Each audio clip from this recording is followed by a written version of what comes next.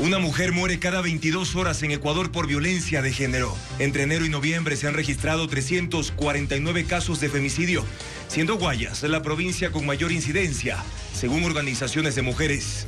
La violencia criminal que vive el país explica esta estadística. Ecuador es el cuarto país con mayor violencia en el mundo, según un informe internacional.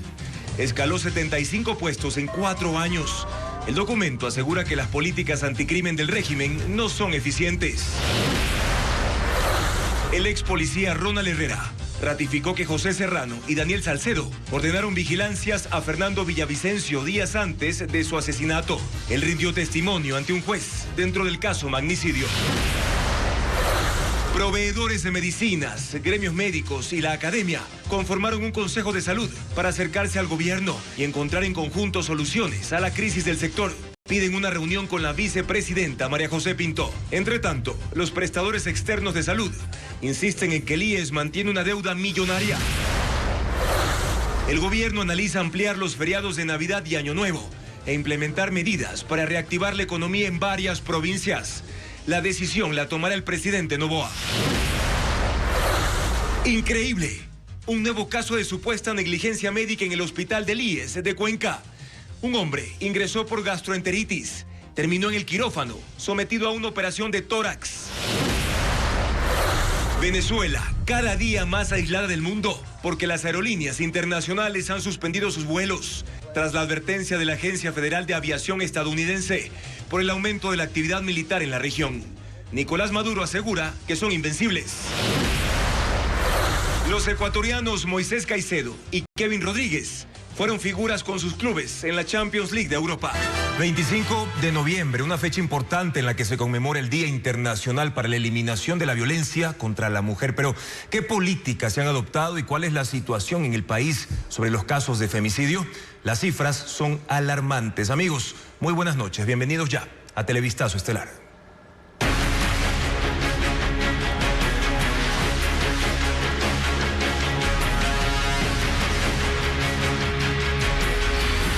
Violencia. Femicidios en aumento.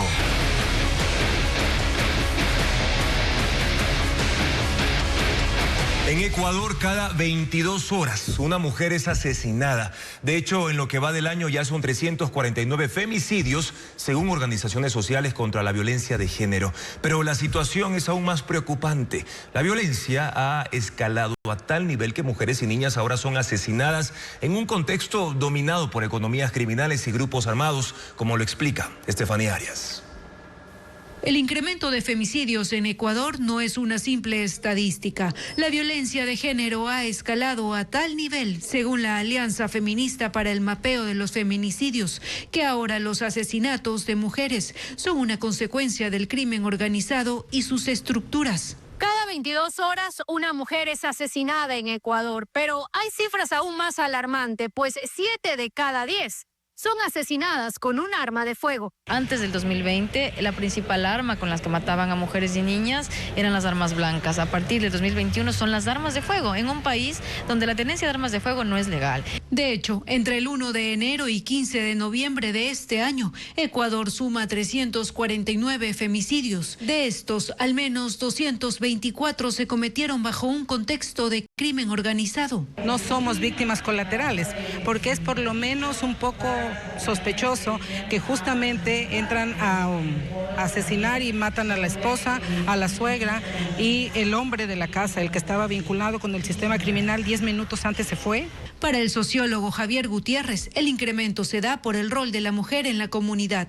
Estas mujeres están siendo captadas por los grupos organizados, obligadas para que formen parte de estos grupos, y obviamente eso genera un ciclo de violencia y de muerte. Ellas son las principales protectoras de sus hijos, ¿no es cierto?, de sus parientes, muchos de ellos adolescentes y jóvenes que están siendo reclutados por las bandas. Agrega que actualmente las mujeres y niñas viven en zonas conflictivas que están bajo acecho de grupos criminales, por lo que se debe recuperar el tejido social para que las cifras no sigan aumentando. Pero ¿por qué estos casos deben ser considerados como femicidios y no como muertes violentas? Son femicidios por el odio, por la misoginia y por las relaciones de poder, tal como está tipificado según el COIP, el tipo penal femicidio. Por lo que este 25 de noviembre, fecha que se conmemora el Día Internacional para la Eliminación de la Violencia contra las Mujeres, exigen al Estado cambiar esa realidad y una reparación integral con las familias víctimas del femicidio. Porque una sentencia no es suficiente para ellas, que buscan que la violencia extrema no se normalice ni sea invisibilizada por el Estado. Y en 2025, Ecuador escaló al 4º puesto con mayores niveles de criminalidad en el mundo, según el informe de la Iniciativa Global contra el Crimen Organizado Transnacional. La organización con sede en Ginebra difundió un reporte inquietante sobre el incremento de la violencia delictiva en el país. Paul Romero detalla el contenido del documento. La escalada de violencia criminal en Ecuador es motivo de investigación y análisis de varias organizaciones internacionales especializadas. La Iniciativa Global contra el Crimen Organizado Transnacional con sede en Ginebra publicó el informe de 2025 con los resultados de 193 países, en el que Ecuador aparece con una puntuación de 7.48 sobre 10 a escala mundial, es decir, está entre los 4 países con mayor índice de criminalidad. La lista encabeza Myanmar del sudeste asiático con 8.02. Le siguen 3 países de América. En segundo lugar Colombia con 7.82. Tercero México 7.62. Cuarto Ecuador 7.48. En 4 años el país escaló 75 puestos. En 2021 estuvo en el 79 con 4.23.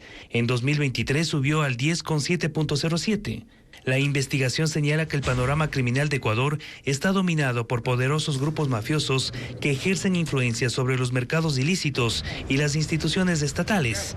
Cita a los choneros, los lobos y los tiguerones como las organizaciones más violentas, con actividad significativa en narcotráfico, extorsión, tráfico de armas, minería ilegal y trata de personas. Renato Rivera, parte del equipo investigador, señala que la declaratoria de conflicto armado no ha sido suficiente para debilitar a las organizaciones delictivas.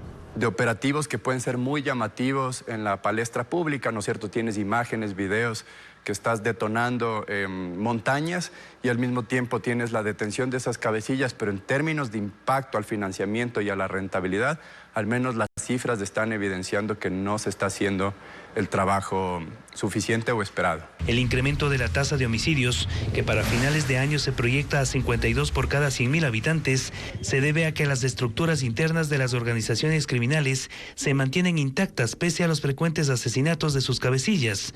Esto causa la proliferación de grupos disidentes violentos y la carencia de una política de Estado para combatirlos. Tanto la pobreza, la desigualdad, la falta de empleo y la debilidad institucional, ahí sí en ese caso específico, la justicia, la policía y las Fuerzas Armadas tienen un impacto en los homicidios intencionales en el Ecuador. Otro punto que resalta el informe es del alcance de la infiltración de estos grupos en los sistemas judicial y político para influir en fallos y financiar campañas electorales. Este mes también presentó otro informe de criminalidad la organización Crisis Group, con sede en Bruselas, que consideró el 2025 como el año más violento en la historia del Ecuador por la cantidad de homicidios intencionales. El Ejecutivo se abre al diálogo tras la derrota en la consulta popular del domingo 16 de noviembre. A la ministra de Gobierno se sumó el ministro de Trabajo, quien anunció su disposición para conversar con las organizaciones sindicales y otros sectores del país. Patricio Díaz informa que uno de los pasos concretos se evidenció en la Asamblea Nacional. Conozcamos de qué se trata. Los resultados de la consulta popular impulsan al Ejecutivo a abrir las puertas al diálogo. La ministra de Gobierno, Natalie Morillo, anunció que las conversaciones serán con todos los sectores, excepto con quienes tienen procesos judiciales o quieren hacer chantajes. Incluso habló de mesas de trabajo en ese sentido. Este martes, el ministro de Trabajo, Harold Urbano, ratificó esa apertura del régimen. Lo que esperamos nosotros es que desde los diferentes sectores también se muestre esa predisposición. Por eso les invitamos a todos a dejar cualquier tipo de ataque, a dejar cualquier tipo de rencilla personal y que empecemos a construir un país mejor en conjunto. Uno de los hechos concretos de esos diálogos se hizo visible en la Asamblea. El jefe de bloque del correísmo, Juan Andrés González, confirmó que tendrá una reunión con el presidente del Legislativo, Nils Olsen, para abrir puentes en el Parlamento. Sin embargo, ellos tienen claro que entre las negociaciones debe estar el darles un puesto en el CAL, que no tuvieron en el inicio del periodo legislativo. González prefirió no pronunciarse hasta que se consume la cita. Estas conversaciones son vistas con buenos ojos por la bancada oficialista, aunque no del todo los pedidos del correísmo. Sí, mire, los diálogos siempre son beneficiosos en política, ¿no? Diálogos, insisto, sinceros, honestos, diálogos que pongan agendas de país, diálogos que pongan al país por delante y no diálogos que pongan agendas partidistas. Sobre eso, evidentemente, siempre va a ser saludable. De la reunión entre González y el presidente de la Asamblea se informará este miércoles. No se conoce aún oficialmente de conversaciones con otros sectores. La ministra de Gobierno, encargada precisamente del diálogo, anunció que recorrerá varias provincias con ese objetivo. Y en medio de cuestionamientos por el hermetismo con el que se manejó la agenda del presidente Daniel Noboa en Estados Unidos, el primer mandatario prepara su próxima visita al exterior, esta vez a Emiratos Árabes Unidos. El presidente de la República, Daniel Noboa, prepara su próximo viaje internacional. Será en los próximos días a Emiratos Árabes Unidos, en donde dará seguimiento a los compromisos adquiridos en mayo de este año cuando hizo una gira por Medio Oriente. Para avanzar y seguir fortaleciendo materia comercial, materia de seguridad, materia de inversión y también la parte financiera en cuanto a recursos que venimos trabajando con el Fondo de Desarrollo de Emiratos. La canciller informó de este segundo desplazamiento internacional de Noboa después de la consulta popular. La semana pasada estuvo en Estados Unidos cumpliendo una agenda que el gobierno ha calificado como confidencial.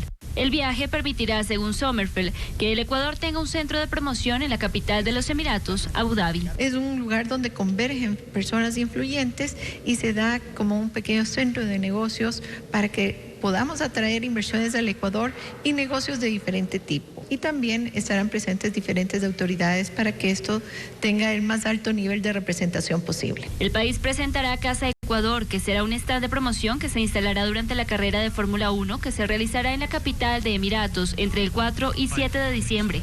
La canciller prefirió no dar mayores detalles del viaje que el mandatario cumplió en Estados Unidos. Que no ha sido pública, pero que sin embargo sigue los objetivos trazados por el presidente Noboa y el gobierno del Ecuador en materia de seguridad y reforzamiento comercial en búsqueda de la prosperidad del Ecuador. Aunque el secretario de Integridad, Julio José Neira, dijo que la agenda en Estados Unidos fue confidencial, Sommerfeld justificó no dar más detalles por temas de seguridad.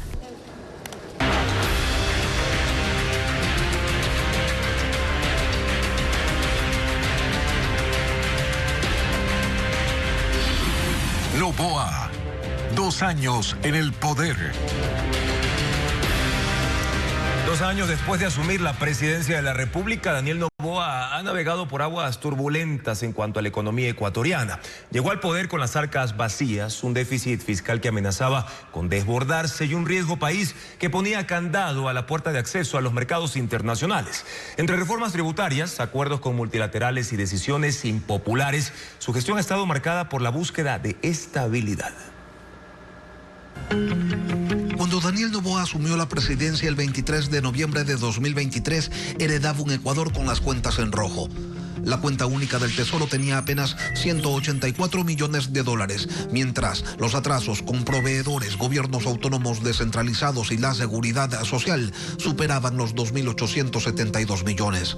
El riesgo país se disparaba cerca de los 2.000 puntos y el crecimiento económico se desaceleraba a un 2,4%, lejos del 6,2% que registró el año anterior. El primer año fue una carrera contra el tiempo. Noboa necesitaba liquidez y credibilidad ante los organismos multilaterales. La medida estrella llegó en abril del 2024. Subió el IVA del 12 al 15%, impuso contribuciones temporales a empresas y al sistema financiero y con ello logró incrementar la recaudación tributaria en 11,5% en pocos meses.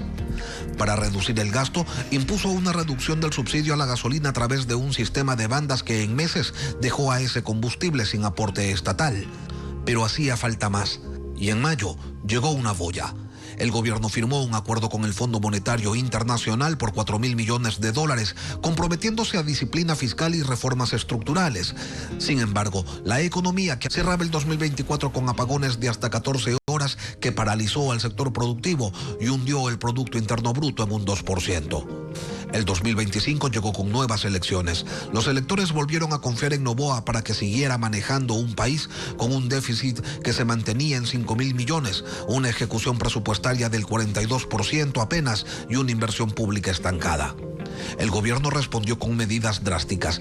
Inició un plan de recorte de burocracia que implicó la fusión de ministerios y el despido de 5.000 funcionarios. Eliminó el subsidio al diésel y amplió la cartera de asistencias económicas directas para minimizar el impacto de la medida.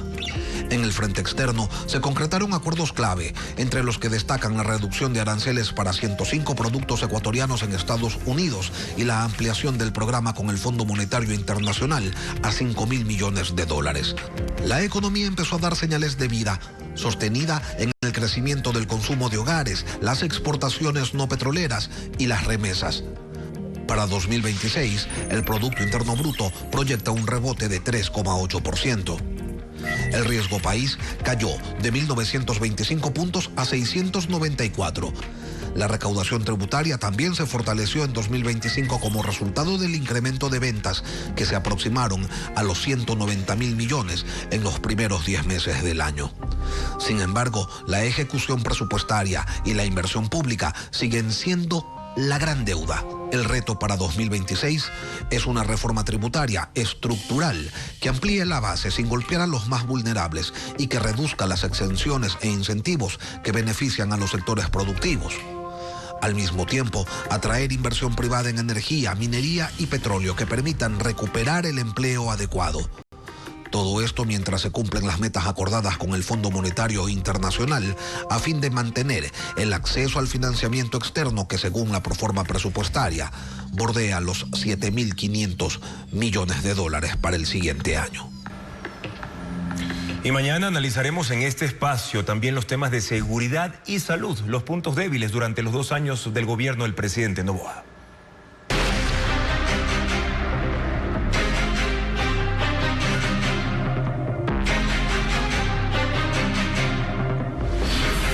Magnicidio.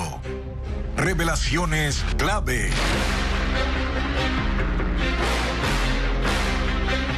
El ex policía Ronald Herrera confirmó ayer en su testimonio bajo juramento lo que ya había declarado en septiembre, que Daniel Salcedo y José Serrano le ordenaron realizar vigilancias a Fernando Villavicencio días antes de su asesinato. La ampliación de lo que dijo en el siguiente informe. El ex policía Ronald Herrera confirmó este lunes en su testimonio anticipado que Daniel Salcedo y José Serrano le dispusieron los seguimientos a Fernando Villavicencio en 2 ocasiones.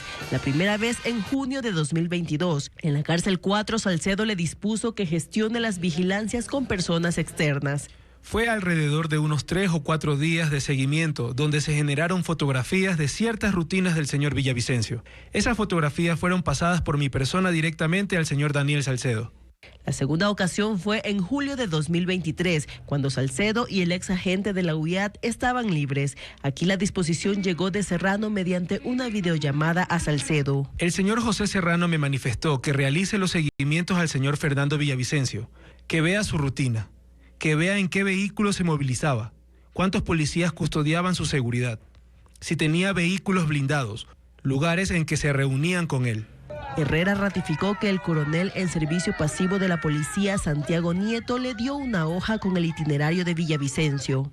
A su vez, yo le hice la entrega de un dispositivo de rastreo GPS de color negro, ya que se había coordinado con dicho coronel que él se encargaría de poner ese dispositivo en uno de los vehículos que conformaban la caravana del señor Fernando Villavicencio. Hicieron el seguimiento y a inicios de agosto entregó el informe por la aplicación Trima a Salcedo y a Serrano. Poco después conoció del asesinato. El ex policía está preso por el robo a cajeros automáticos y en septiembre fue trasladado a la cárcel 4 después de varios intentos de asesinato en las cárceles de Cuenca y Cotopaxi. Su testimonio será usado como prueba en un eventual juicio por la autoría intelectual del asesinato de Fernando Villavicencio. Y Paco Alcocer es un personaje que ha sido mencionado en los casos Metástasis, Fernando Villavicencio y también por lavado de activos en la red familiar del narcotraficante Leandro Norero. Según testigos de esos casos, Alcocer es operador del prófugo Javier Jordán. Paco Alcocer es un nombre que aparece recurrentemente en los casos de crimen organizado que investiga la Fiscalía.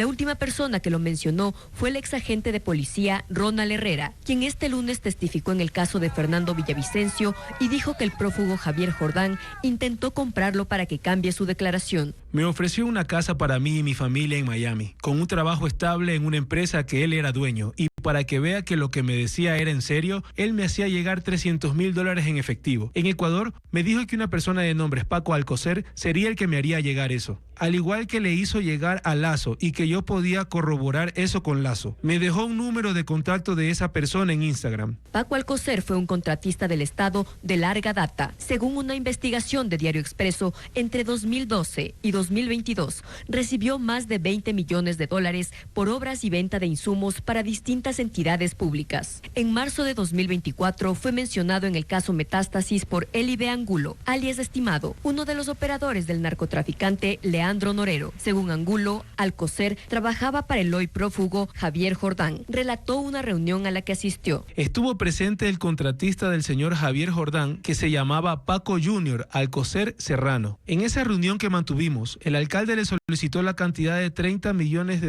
a Leandro Norero. Paco Alcocer también aparece en los chats entre Jordán y Norero, extraídos del teléfono celular del narcotraficante, como uno de los intermediarios en la compra-venta de empresas para Lina Romero, esposa de Norero. Este personaje ha sido convocado como testigo en los juicios por lavado de activos que se sigue en contra de la red familiar del narcotraficante y sus empresas, pero no registra ningún proceso penal en su contra.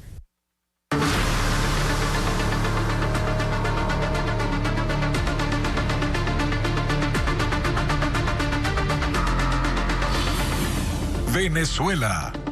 La presión se incrementa. Nicolás Maduro se declara invencible y asegura que Estados Unidos no podrá con ellos, ni con el acecho permanente, ni con guerras psicológicas o políticas. Las últimas decisiones de la administración Trump incrementan las tensiones, a pesar de lo cual habría en camino intentos para una conversación entre Maduro y Trump. Reporta Pedro Jiménez. Las tensiones entre Venezuela y Estados Unidos escalaron aún más después de que el lunes entró en vigencia la designación oficial del Cartel de los Soles como organización terrorista extranjera, una categoría en la que Estados Unidos pone a grupos violentos, algunos con actividad transnacional, con vínculos incluso con el narcotráfico. Analistas creen que este paso acorrala a Maduro y abre la puerta a una posible detención. El régimen venezolano tachó de ridícula la decisión. Asegura que el Cartel de los Soles, manejado supuestamente por élites políticas y militares, es un invento. No es Venezuela. La segunda al mando, Delcy Rodríguez, declaró que Venezuela ni produce ni trafica con drogas, que así lo reconoce desde hace años la Oficina de la ONU contra la Droga y el Delito. Pero el informe mundial más reciente sobre ese país, si bien lo describe como uno libre de cultivos ilícitos, sí hace una mención como ruta del narcotráfico a Estados Unidos y a Europa. La autorización que Donald Trump dio a la Central de Inteligencia para realizar operaciones encubiertas en Venezuela, más la recompensa de $50 millones por Maduro, las operaciones navales de Estados Unidos en el Caribe y los ejercicios militares en Trinidad y Tobago, a pocos kilómetros de Venezuela, provocaron la reacción de Maduro. Según él, nada será posible para Estados Unidos. Guerras psicológicas, políticas, diplomáticas, no van a poder con Venezuela. Somos invencibles. La semana pasada, el presidente de Estados Unidos, Donald Trump, dijo que Nicolás Maduro quería hablar. Face to face. Y con tanta presión encima, Maduro dijo estar dispuesto a una conversación cara a cara con Trump. Un diálogo que, según una agencia de prensa estadounidense, se está preparando al menos para un diálogo telefónico inicial entre Trump y Maduro, aún sin una fecha definida. La Autoridad de Aviación Civil de Venezuela dio un plazo de 48 horas para que las aerolíneas internacionales retomen los vuelos hacia su territorio o les revocará los derechos de tráfico. El régimen venezolano emitió la advertencia luego de que al menos 8 compañías suspendieran sus operaciones por riesgos de seguridad. Sin embargo, el aislamiento aéreo se mantiene. Merlis González con los detalles. Sistemas de rastreos de vuelos en tiempo real ponen en evidencia la baja actividad en el espacio aéreo venezolano. La página flightradar.com representa con aviones amarillos cada vuelo en curso. En Venezuela, a excepción de algunos a Panamá, solo se registran rutas internas. Es el impacto de la advertencia lanzada por Estados Unidos sobre potenciales riesgos para la aviación comercial en esa zona. Cita un aumento de la actividad militar y posibles interferencias en el sistema global de navegación por satélite. Las aerolíneas internacionales que reaccionaron a la alerta son Avianca, LATAM Airlines, TAP Air Portugal, GOL, Iberia, Air Europa, Plus Ultra y Turkish Airlines. Todas suspendieron sus vuelos desde y hacia Caracas hasta nuevo aviso. El régimen venezolano ha negado que exista algún peligro. Respondió con un ultimátum para las empresas que hayan paralizado sus servicios. Les dio un plazo de 48 horas contando desde hoy para que reanuden los vuelos o les revocará los derechos de tránsito. La IATA, asociación que engloba unas 300 líneas aéreas de todo el mundo, alega que son medidas temporales para garantizar la seguridad de pasajeros, tripulación y aeronaves. Mientras tanto, centenares de viajeros siguen varados en los aeropuertos con la expectativa de si el aislamiento aéreo de Venezuela es provisional o se profundizará. Seguimos con más información. La ampliación de los feriados de Navidad y Año Nuevo está bajo análisis del gobierno. Para el sector turístico, la medida representa una oportunidad de reactivación económica, mientras que el sector empresarial observa esta posible decisión con reparos. Adriana Bermeo presenta las posturas. El gobierno analiza la posibilidad de ampliar el último feriado de este año y el primero del 2026 con el objetivo de dinamizar la economía. La propuesta que se estudia en la presidencia, según el ministro del Trabajo, Harold Urbano, es que el feriado de Navidad sea desde el jueves 25 de diciembre hasta el domingo 28 y el de Año Nuevo a partir del jueves 1 de enero hasta el domingo 4. La decisión la tomará el presidente Daniel Noboa y para concretarse deberá emitir un decreto ejecutivo junto a otras medidas de reactivación económica. Poder realizar lo mismo que hicimos en el anterior feriado, que es darle algún tipo de beneficio a las provincias que sufrieron la afectación en el paro nacional. Para el sector turístico, la ampliación del feriado de Año Nuevo a inicios del 2025 representó un movimiento económico de $104 millones, casi un 10% más que en 2024. Yo creo que sería de potenciar el feriado de fin de año, de motivar el feriado de fin de año, pero cualquier decisión que se tome, lo importante es que se la diga a tiempo. Si se declara feriado obligatorio no recuperable, para el sector empresarial implicaría suspensión de actividades y en los casos que no se pueda, gastos adicionales para el pago de horas extras y jornadas extraordinarias. Necesitamos como sector privado trabajar en esos días. Necesitamos productividad, necesitamos regularidad, necesitamos poder cerrar el año de la manera adecuada desde la perspectiva de ventas y de cumplir las metas de las empresas. El gobierno deberá definir sobre la ampliación de los feriados en las próximas 2 semanas. Continuamos con más información. En menos de un mes, la comunidad La Conde, en la parroquia García Moreno, en el Coca, enfrenta un tercer derrame de crudo por la rotura de una tubería del sistema de producción del bloque 7 Payamino de Petroecuador. El nuevo vertido alcanzó los potreros y pastizales de 12 fincas y volvió a contaminar el estero Chambira, del que dependen las familias de esa zona. Mientras avanzan las labores de limpieza con bombas de presión, Petroecuador instaló lonas de protección y habilitó piscinas de contención. Las mismas medidas aplicadas en los derrames anteriores, aunque la comunidad señala que el estero continúa afectado. La Asamblea Nacional tratará este miércoles en segundo debate las reformas a la Ley de Servicio Público. El proyecto incorpora artículos que pertenecían a otra norma declarada inconstitucional por la Corte Constitucional, como por ejemplo las evaluaciones de desempeño. Patricio Díaz puntualiza otros temas que se añaden a la normativa. El oficialismo espera que este miércoles se aprueben varias reformas a la Ley de Servicio Público. El informe que será presentado al Pleno por la Comisión de Derecho al Trabajo incluye temas que estaban en la Ley de Integridad Pública, que fue declarada inconstitucional por la Corte Constitucional. Muy buenas tardes. Entre los artículos que se incorporaron está, por ejemplo, que los servidores públicos deben someterse a pruebas de confianza y evaluaciones periódicas durante el ejercicio de sus funciones. Estas evaluaciones serán obligatorias semestrales, realizadas de manera técnica y vinculantes. La norma determina que si un servidor público obtiene una calificación de insuficiente, será destituido de su puesto previo sumario administrativo. Los funcionarios que lleguen a los 60 años podrán acogerse al retiro voluntario. En el caso de los 70, será obligatorio si han cumplido con los requisitos de jubilación.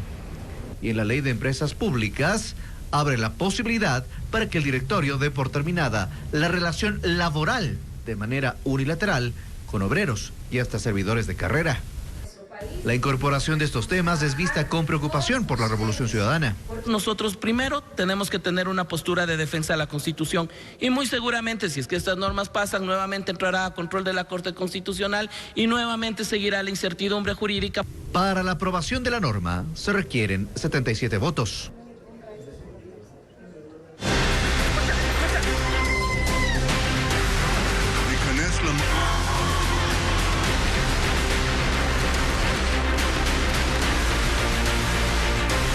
Mundo.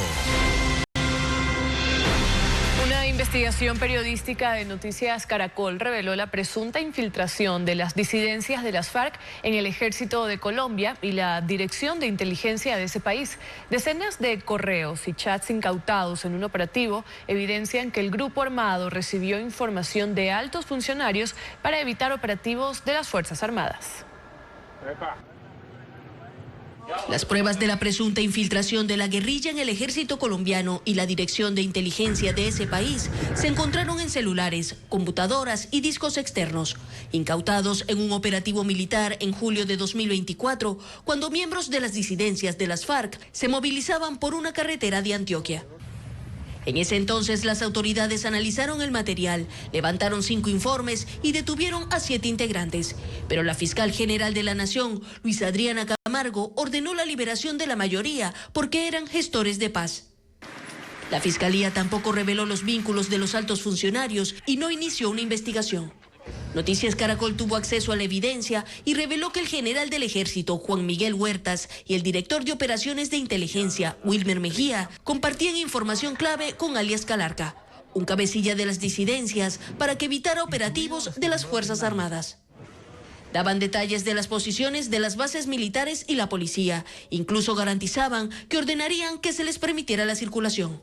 Los documentos además revelan el presunto financiamiento de los grupos guerrilleros a la campaña de Gustavo Petro y vínculos con la vicepresidenta Francia Márquez. Tras la polémica, senadores colombianos han pedido procesar a todos los involucrados y que rindan cuentas ante el Congreso. En medio de estas tensas negociaciones para un acuerdo de paz en Ucrania, la aviación de Rusia lanzó un nuevo ataque contra Kiev. Una secuencia de misiles y drones volaron con dirección a la capital ucraniana, dejando 7 muertos y 20 heridos y destruyeron edificios en zonas residenciales. El presidente Volodymyr Zelensky dijo que esta agresión es contraria a los esfuerzos por poner fin a la guerra, cuando junto con Europa y Estados Unidos estaban prácticamente trabajando sin descanso para detener el derramamiento de sangre. Rusia pone en duda el documento final para la propuesta de paz después de las modificaciones hechas por Ucrania y Estados Unidos al plan original de Donald Trump. El ministro de Asuntos Exteriores, Sergei Lavrov, dijo que esperan conocer la nueva redacción porque después de la cita de Trump y Putin en Alaska, para ellos estaba claro el camino que se debía seguir. En una conferencia de prensa en Moscú, el canciller Sergei Lavrov afirmó que el gobierno ruso está esperando los resultados de la versión modificada del acuerdo, que se redujo de 28 a 19 puntos y que se elaboró en las conversaciones entre Washington, Kiev y sus socios europeos en Ginebra. Este acuerdo modificado ha sido en principio aceptado por Ucrania. Sin embargo, Lavrov remarcó que la situación podría implicar un retroceso si ahí no se refleja lo que Putin y Trump discutieron durante la cumbre de Alaska. Estamos esperando su versión, que consideran provisional, para completar la fase de coordinación de este texto con los europeos y los ucranianos. Porque si se borra el espíritu y la letra de Anchorage de los acuerdos clave que formalizamos, la situación será fundamentalmente diferente. Pero hasta ahora, repito, nadie nos ha comunicado oficialmente nada. El asesor de política exterior del Kremlin, Yuri Ushakov, se anticipó a rechazar la contrapropuesta que fue presentada por las delegaciones europeas. Dijo que no son constructivas y resultan simplemente inaceptables para Rusia. El canciller alemán, Friedrich Merz, ha dicho que es necesario que Rusia se siente en una mesa de negociaciones y consideró poco probable que se produzca un avance diplomático esta semana.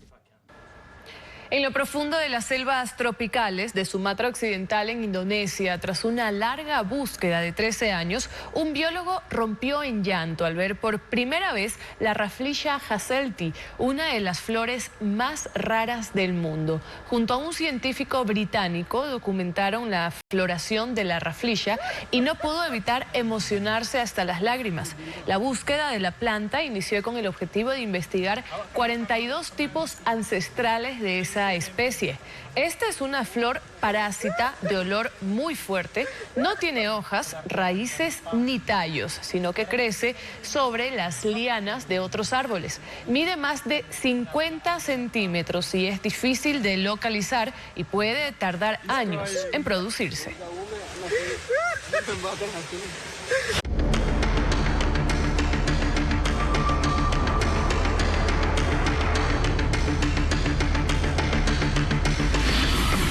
Salud. ¿Cómo poner orden?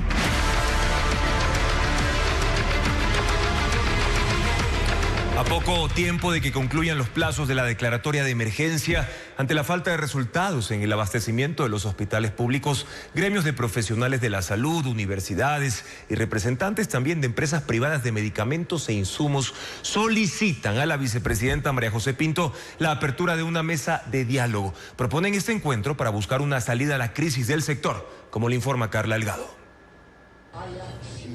Este miércoles concluye la emergencia decretada en el sector de la salud y el gobierno aún no ha encontrado la fórmula para hacerlo operativo y ordenado. Por eso más de 40 organizaciones conformadas por empresas de dispositivos médicos, gremios de aseguradoras, profesionales de la salud y universidades conformaron el Consejo Nacional del Ecuador por la Salud para presentar propuestas técnicas a la vicepresidenta. La representante de la Asociación Ecuatoriana de Distribuidores de Insumos Médicos dice que es urgente la articulación entre el sector público y privado. Uno de los temas a resolver es la deuda que el Estado tiene con las empresas. No existe al momento la información adecuada ni la transparencia sobre cuánto se debe a proveedores del Estado en temas de medicamentos, dispositivos, servicios de salud específicamente.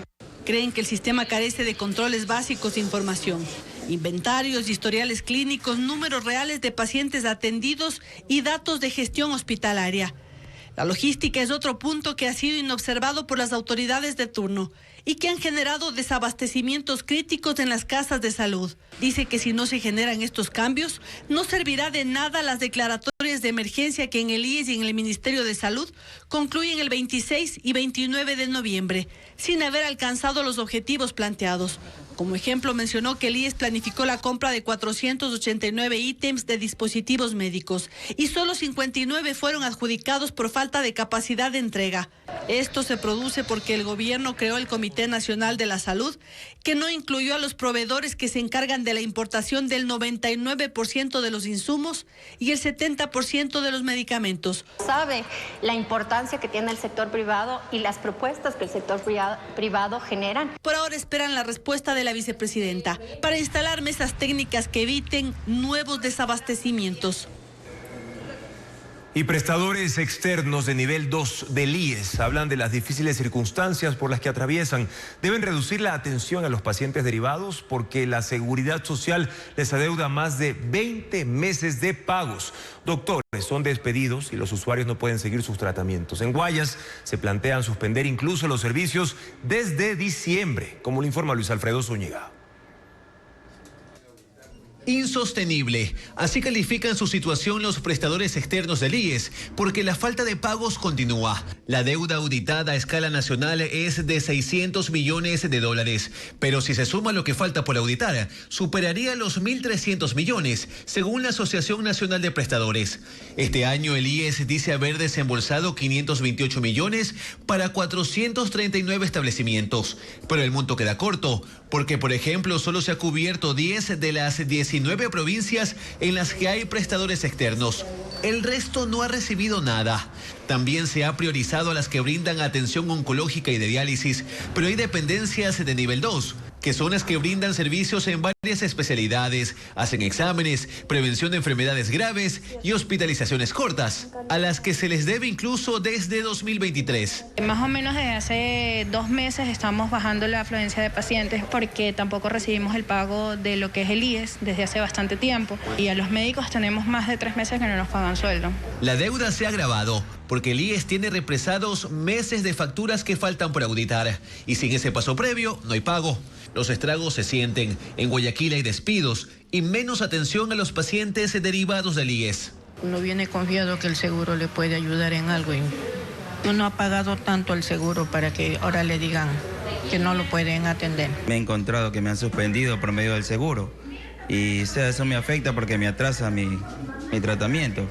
En Durán ocurre la misma situación. Hay prestadores externos que llevan más de 20 meses sin pagos y por eso seguir recibiendo pacientes derivados del IES es prácticamente insostenible. Llevamos ya prácticamente desde el año 2023, desde agosto del 2023, sin pagos. Han tenido que prescindir de 53 empleados. En Guayas ya hay prestadores externos que han cerrado este año y eso podría agravarse en diciembre. Desde el 1 de diciembre ya no tendrían atención aquí en Guayas, a lo que correspondería a toda la atención que brindan los prestadores de segundo nivel. Tras la salida de Edgar Lama, cuya gestión tuvo cuestionamientos, aún no se ha designado a un nuevo presidente del Consejo Directivo del IES. Ecoavisa solicitó a la institución información respecto al pago a prestadores externos y se está a la espera de una respuesta. Continuamos con más noticias. Estamos también en vivo por ecoavisa.com y Ecoavisa Play. El presidente Daniel Noboa estableció un plazo oficial para quienes busquen solicitar el registro de inscripción de las plantaciones de banano. Lo hizo mediante un decreto ejecutivo con el que fija un plazo máximo del 31 de diciembre de 2026 para solicitar dichas licencias que deben ser tramitadas ante el Ministerio de Agricultura y Ganadería. Sin embargo, esto no modifica la ley para estimular y controlar la producción y comercialización de banano que prohíbe realizar la siembra de nuevas plantaciones. Grietas en la tierra y deslizamientos tienen peligro a casi 700 familias de Chuquchilán en Cotopaxi. La Secretaría Nacional de Gestión de Riesgos ha delimitado una zona inestable de 20.3 hectáreas donde el terreno se fractura, afectando a viviendas, cultivos e incluso las vías. Sandy Espinosa con los detalles de la situación en ese territorio. El suelo se está abriendo en Chuquchilán, parroquia rural de Sicchos en Cotopaxi. Largas grietas cruzan los terrenos dejando ver que algo se mueve bajo la superficie. Las consecuencias son visibles: árboles caídos, pérdida de vegetación y al menos 2 hectáreas de cultivos de chocho afectadas. Las estructuras tampoco resisten. Al menos 10 viviendas de 3 comunidades están en riesgo de colapso. En algunas, los muros se han abierto de lado a lado. El sector de Sigüe, esto es comunidad de Itopungo, y también ya va afectando parte ya de Huanto, ya vemos también el centro parroquial. Entonces, todo eso más o menos estamos hablando alrededor de unos 600, 700 familias. La vía principal también refleja el problema. En un tramo de 1 kilómetro, el asfalto está cuarteado. Sobre este fenómeno, la Secretaría de Gestión de Riesgos delimita una zona de vulnerabilidad de 20.3 hectáreas, asentada en laderas de entre 25 y 40 grados de inclinación. De acuerdo a su informe, las últimas semanas de lluvias intensas, junto al desvío de agua para consumo humano, han sobresaturado y debilitado el terreno. A esto se suma la composición misma del suelo, estratos de ceniza y roca que facilitan el deslizamiento. Es por la fuerza del agua que choca en los taludes y esto se va erosionando. Chuquchilán está dentro de una zona geológica por depósitos de caída del volcán Quilotoa. Hasta ahora, las familias en el área de riesgo no han sido evacuadas. El nuevo ministro del Trabajo, Harold Burbano, dispuso que las microempresas y emprendimientos ya no estén obligados a emitir un protocolo para la prevención y atención de casos de violencia o acoso laboral. Además, amplió el plazo para la presentación de este reglamento interno. Adriana Bermeo explica la decisión. Las empresas con menos de 10 trabajadores no tendrán que emitir un protocolo interno para prevenir y erradicar la violencia y el acoso laboral. Es una reforma que consta en el primer acuerdo ministerial emitido por Harold Burbano, titular de la cartera de trabajo, y que modifica el acuerdo ministerial suscrito por Ivonne Núñez en agosto de este año. El proceso va a ser directamente en el Ministerio de Trabajo, es decir, no quiere decir que quedan desprotegidos, sino que de alguna forma ese protocolo interno, ese proceso interno que se debe gestionar, lo va a asumir el Ministerio de Trabajo a través de sus propias normas. Para las empresas con más de 10 trabajadores, emitir el protocolo contra el acoso laboral es obligatorio, pero el plazo se amplió hasta el 31 de julio del 2026.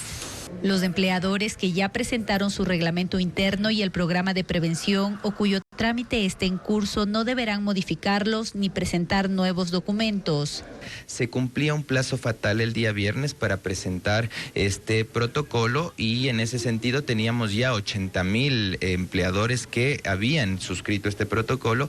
En el acuerdo ministerial se dispone que en el término de 60 días se establecerán las sanciones por el incumplimiento a la norma para la prevención y atención a todo caso de discriminación, violencia y acoso laboral en el sector privado.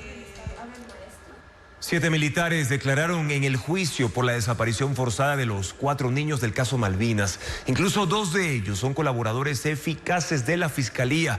Bessie Granja expone que revelaron sus testimonios. Comenzaron los testimonios de los 17 militares acusados de la desaparición forzada de Josué, Ismael, Nehemías y Steven, los 4 niños del caso Malvinas. Esto después de que la Fiscalía concluyera la presentación de sus pruebas. 7 procesados declararon ante el tribunal. 2 de ellos son colaboradores eficaces. La mayoría negó haber agredido a los menores y aseguró que el objetivo era llevarlos hasta una unidad policial de la parroquia Virgen de Fátima, en Yaguachi. Los colaboradores eficaces, en cambio, ofrecieron una versión diferente. Coincidieron en que el subteniente al mando del operativo agredió física y verbalmente a los adolescentes y señalaron que otros 2 uniformados también lo hicieron. Uno de ellos declaró que el subteniente disparó a unos 80 centímetros de la cabeza de uno de los niños. El otro testigo afirmó que durante la detención en la avenida 25 de Julio, otro militar disparó su fusil. Según el colaborador eficaz, la intención del líder de la tropa era llevar a los adolescentes hasta una poza en la zona de Taura y no hasta un OPC. Tras las declaraciones de los 7 militares, el tribunal suspendió la audiencia. El juicio se reanudará el próximo lunes, 1 de diciembre, al mediodía. Varias armas de fuego de la policía fueron sustraídas del rastrillo institucional de la Jefatura Provincial de Pastaza en pleno centro de Puyo. Según la información preliminar, el robo ocurrió el sábado cuando un delincuente habría ingresado por un conducto del sistema de aire acondicionado. La policía no ha ofrecido detalles sobre lo ocurrido ni ha precisado cuántas armas fueron robadas. Ecuador lidera el crecimiento de remesas en Sudamérica con un aumento del 21% y una proyección de casi 7.900 millones de dólares al cierre de este año, según un estudio del Banco Interamericano de Desarrollo. Pero economistas advierten que este récord refleja el problema de la migración causada por la falta de empleo en el país, como lo explica María Gabriela Carpio. Según un estudio del Banco Interamericano de Desarrollo, nuestro país lidera el crecimiento de remesas en Sudamérica, con una variación anual del 21%. Es el porcentaje más alto de la región. Le sigue Colombia, con el 12,9%, y más atrás aparecen Paraguay, Perú y Chile, con crecimientos que bordean el 9%. El informe proyecta que Ecuador recibirá cerca de 7.900 millones de dólares en remesas al cierre del 2025, una cifra equivalente al 6% del Producto Interno Bruto. Para el exministro de Finanzas, Fausto Ortiz, este crecimiento está directamente asociado al aumento de la migración en busca de oportunidades en el exterior. Es complicado mencionar eso como que fuera un logro económico, porque es un sufrimiento familiar, local, enorme. Es una tragedia que haya esta migración y que se rompan los hogares. Si Ecuador estuviera bien, quizás tuviéramos ingreso de extranjeros más que salida de ecuatorianos. El analista económico Hans Oledispa coincide en que esta dinámica no modifica los problemas estructurales como la falta de empleo, ya que en Ecuador solo 3.140.000 personas tienen un trabajo adecuado. Pero el éxito de las remesas también es la otra cara de algo llamado el fracaso en el mercado laboral, porque significa que Ecuador está creciendo o está recuperando parte de su economía, no tanto por un trabajo interno, por una productividad interna, sino más bien por el trabajo de los migrantes. El estudio menciona también que en el caso de Ecuador, casi el 70% de las remesas proviene de Estados Unidos, convirtiéndolo en uno de los países más dependientes de un solo mercado. Solo en 2024 llegaron $4.804 millones desde Estados Unidos, pese al endurecimiento migratorio y al temor a deportaciones. En 2024, las remesas significaron la tercera fuente de ingresos de divisas para el país, con un total de $6.538 millones. 5 provincias concentran el 83% de las muertes violentas en el país. Son parte del corredor criminal usado por bandas, mafias y cárteles para el traslado de cocaína, armas, contrabando e incluso la minería ilegal. Mirlin Ochoa con más detalles. Muerto. 30 balazos rompieron la tranquilidad de los vecinos de La Pradera en el sur de Guayaquil la tarde de ayer. Sicarios a bordo de un carro acribillaron al conductor de este vehículo a pocos metros del intercambiador que conecta la perimetral con la Ciudadela. Una mujer que iba de copiloto salió cubierta de sangre.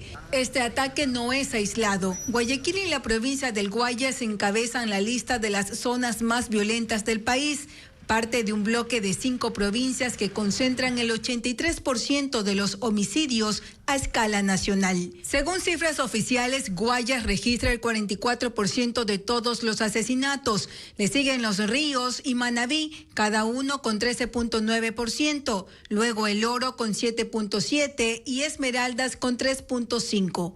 En números crudos, 8 de cada 10 asesinados en Ecuador murieron en estas 5 provincias, es decir, 6.742 sicariatos se cometieron allí. Para el gobierno, el 95% de estos asesinatos están vinculados a amenazas criminales relacionadas al tráfico de drogas. ¿Por qué estas provincias son las más violentas? Un análisis territorial del Ejecutivo revela que todas coinciden en características estratégicas para el crimen organizado. Son corredores para el tráfico de armas y narcotráfico, rutas terrestres y portuarias donde la cocaína de Colombia y Perú cruza Ecuador para salir en contenedores hacia Europa. Los narcos también usan el perfil costanero para trasladar el cargamento por narcolanchas hacia Centro y Norteamérica. En estos sectores también existe contrabando de combustible convertido en el nuevo negocio de las bandas, usado para abastecer la maquinaria de la minería ilegal.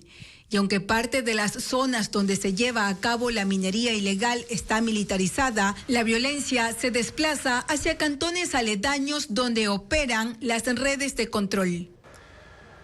Un hombre fue asesinado a tiros en los exteriores del hospital Teófilo Dávila en Machala. La policía informó que la víctima esperaba noticias sobre su hermano menor, quien había sido baleado en el ataque armado ocurrido en el malecón de Puerto Bolívar. Más detalles de este caso a continuación. José Novoa González, de 26 años, fue baleado alrededor de las 7:30 de la noche de este lunes en los exteriores del área de emergencia del hospital Teófilo Dávila en Machala. La víctima fue ingresada de inmediato a la casa de salud, pero los médicos confirmaron su muerte pocos minutos después, pues tenía disparos en su cabeza. Según la policía, el ataque fue ejecutado por un hombre que bajó de un vehículo y abrió fuego frente a una veintena de personas. El estruendo de las balas desató el caos. Algunos corrieron, otros se lanzaron al piso para evitar ser alcanzados por los tiros. El jefe de operaciones del Distrito Policial Machala, Rubén Centeno, confirmó que el ataque ocurrió mientras la víctima guardaba noticias sobre su hermano menor, quien permanece en estado crítico desde la noche del domingo. Ese día fue herido en la balacera en el malecón de Puerto Bolívar. Y viene en un vehículo Aveo dorado, sin placas, que le produce algunos disparos en la altura de la cara y el cuello. La zona fue acordonada y los agentes de criminalística levantaron al menos 7 restos de bala calibre 9 milímetros. En medio del llanto de sus familiares, el cuerpo del hombre fue trasladado al centro forense de Machala, mientras la calma regresaba lentamente entre quienes acuden al hospital. Durante toda la noche, 8 policías custodiaron las puertas de ingreso y los exteriores del Teófilo Dávila. Hasta el momento no se han reportado detenidos por este nuevo crimen.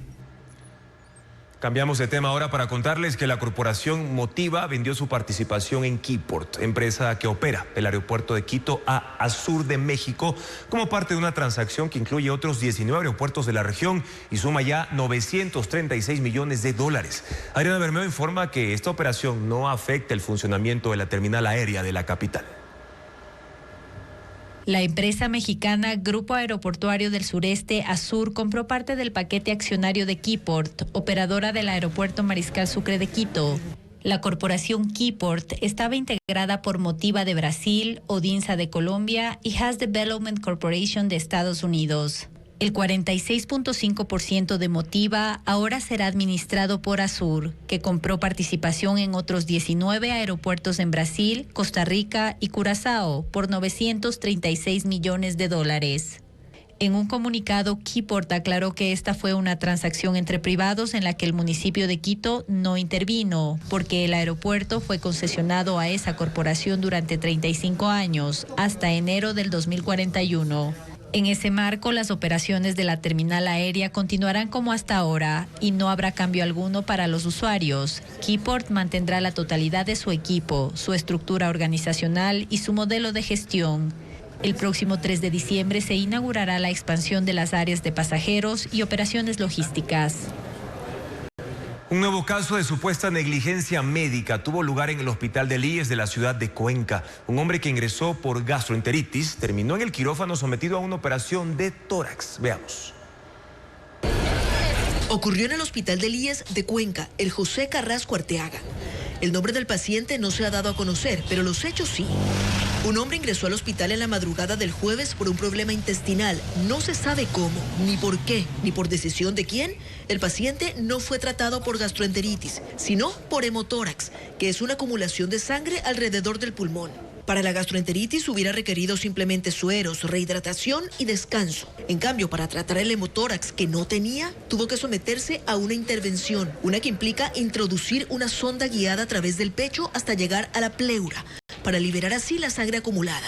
Los directivos del hospital han preferido no dar declaraciones a la prensa, aunque se hicieron público un comunicado en el que aceptan los hechos. Explican que el director del hospital presentó ante la Agencia de Aseguramiento de la Calidad de los Servicios de Salud y Medicina Prepagada, ACES, la denuncia formal por el presunto caso de negligencia médica derivado de la omisión de protocolos asistenciales obligatorios. Esto porque, según la Ley Orgánica de la Salud, no le corresponde al hospital, sino a la Autoridad Sanitaria Nacional la investigación y sanción de la práctica ilegal, negligencia, impericia, inobservancia en el ejercicio de las profesiones de la salud. Pero es que este caso no es el único. Hace más o menos año y medio, en junio del 2024, una niña ingresó al mismo hospital por fractura de tibia en la pierna izquierda, pero los médicos le operaron la pierna derecha. En ese entonces también comenzaron las investigaciones y se prometieron sanciones, pero Televistazo conoció que hasta ahora nadie ha sido sancionado por el caso. Es más, ni siquiera existe aún un sumario administrativo y el personal médico que cometió el error sigue trabajando en el hospital. En torno al caso más reciente, al paciente de gastroenteritis que fue intervenido por hemotórax, se conoce que ya está estable y que está listo para recibir el alta. Anoche se celebró la entrega de los premios Emmy Internacionales en Nueva York, un evento que distingue a producciones de 26 países. La gala contó con una alfombra roja a la que asistieron diversas personalidades latinoamericanas, entre ellas 2 representantes ecuatorianos. Eugenio Derbez llegó a la alfombra roja de los premios Emmy Internacionales acompañado de Ben Odell, con quien produjo la serie Y llegaron de noche, nominada en la categoría de Mejor Comedia, donde también competían los ecuatorianos Jorge Ulloa y Alejo Chauvin. Anaí estuvo presente en la ceremonia, ya que el programa ¿Quién es la máscara?, en el que participa, también fue nominado. Carolina Miranda también desfiló por la alfombra roja. Ella estuvo nominada en la categoría de Mejor Interpretación de una Actriz por su trabajo en la serie Mujeres Asesinas.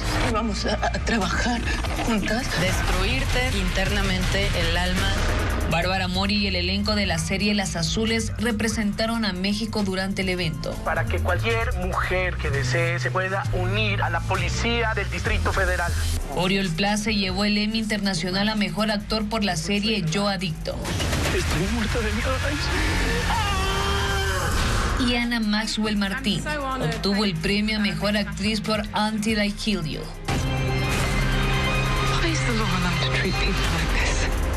En esta gala se premió a las mejores producciones fuera de Estados Unidos. Participaron 26 países.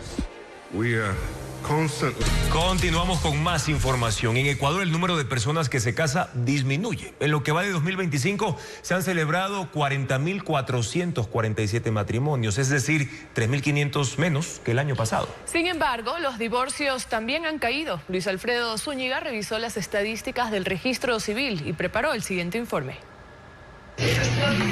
Este martes, Sergio Cunduri y Natalia Álvarez contrajeron matrimonio en Guayaquil.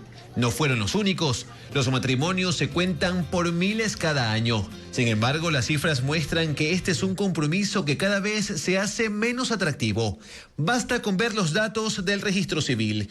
De enero a noviembre de 2024 hubo 43.950 bodas, mientras que en lo que va del 2025 suman 40.447, es decir, 13.503 menos. Guayas es la provincia con mayor número de matrimonios. Este año lleva 8.585. Le sigue muy de cerca Pichincha, con 8.550. Y en tercer lugar Manabí, con 3.379. Agosto fue el mes que más casamientos tuvo este año. Pero los divorcios también se cuentan por miles y fueron casi la mitad del número de matrimonios. De enero a noviembre se firmaron 19.539 separaciones, aunque esa cifra es menor a la del mismo periodo del 2024, cuando fueron 23.570. La mayoría de divorcios ocurrió en Pichincha, 4.300. Guayas está en segundo lugar con 3.169 y aparece Azuay en tercer puesto con 1.784. En 2024, julio fue el mes en el que más divorcios se registraron en Ecuador. Darío Castro celebra 25 años de trayectoria musical con una gira de conciertos que incluirá presentaciones en Quito, Guayaquil, Cuenca y Latacunga. Además, el próximo año lanzará un nuevo disco junto a su banda Verde 70. Ana María Palacios nos cuenta más. Agradecimiento a su público es lo que expresa Darío Castro al cumplir 25 años de trayectoria musical como cantante, compositor y productor. Mira hacia atrás reconociendo los altibajos del camino, pero destacando sobre todo su permanencia en la industria. Entonces canciones como Irremediablemente Tarde, Tanto ganas, tanto pierdes o La misma dicen, perduren en el tiempo, me hace sentir feliz y con ganas de escribir más. Yo me siento muy cómodo, quiero creer que estoy en la mitad del camino. Para celebrarlo emprendió una gira nacional denominada Y si te digo que ahora vivo. Yo he escrito las canciones para Verde 70, las canciones que hacen mi carrera en solitario. Y por ahí está una canción, porque no he tenido tal vez la suerte de destinar canciones a más compositores, pero sí a un gran amigo, artista, el Juan Fernando Velasco, y se maldicen. En abril del próximo año lanzará el disco Fulgor junto con Verde 70, grabado en España y Nueva York. En este proyecto los artistas se alejan del rock alternativo para explorar nuevas sonoridades. Tratamos de desestereotipar este concepto del rock machín, por ejemplo, ¿no? Por eso pusimos una mujer. El disco Fulgor tiene elementos de bolero, elementos de guayno andino, elementos de cumbia y obviamente elementos de pop. Darío Castro estará acompañado por un cuarteto de músicos pertenecientes a bandas como Sobrepeso, La Grupa, Da Pound y Máquina Camaleón. En Quito se presentará el 27 de noviembre y el 4 de diciembre en la Casa de la Música. Luego visitará Cuenca, Guayaquil y La Tacunga. Y antes de finalizar, les contamos que One Times Square, del emblemático edificio ubicado en el corazón de Manhattan, en Nueva York, donde se realiza el conteo de fin de año cada 31 de diciembre, presentó la nueva bola de Nochevieja denominada Esfera de la Constelación. Es la novena versión desde 1907 y la más grande hasta la fecha, con 3.8 metros de ancho y 5.600 kilos de peso. La esfera tiene 5.280 cristales circulares, un cambio respecto a los cristales triangulares usados desde 1999. Cuenta además con nueva iluminación LED. Según datos de la cadena CNN, se espera que 1 millón de personas asistan al tradicional evento de fin de año de la Gran Manzana. Finalizamos esta emisión informativa. Mañana en Contacto Directo, Gabriela Sommerfeld, ministra de Relaciones Exteriores, para describir cómo quedan los lazos entre Estados Unidos y Ecuador tras el triunfo del no en la consulta que frenó la instalación de bases militares extranjeras en el país. Además nos acompañará Pamela León. Ella es experta en comunicación política precisamente para analizar el manejo político en los 2 años del gobierno del presidente Daniel Noboa. ¿Qué debe cambiar? Lo sabremos mañana. Los recordamos también, amigos, que nuestras emisiones las pueden ver en vivo, también por ecuavisa.com y Ecuavisa Play. Gracias por su sintonía. Buenas noches.